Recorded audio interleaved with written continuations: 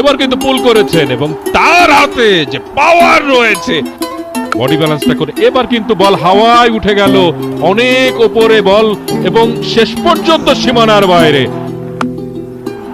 এবারে ডিসটেন্সটা ক্লিয়ার করতে পেরেছেন সাব্বির। ঢাকার পোলা very very smart. Sabbir Rahman এই পর্যায়ে স্মার্ট ব্যাটিং করছেন। আবারও চালিয়েছে মিড উইকেটের ওপর দিয়ে, এবার কিন্তু বিশাল বিশাল বিশাল বিশাল এবং গ্যালারিতে। সাব্বির এলিভেশন পেয়েছেন কিনা? পেয়েছেন, ছক্কা।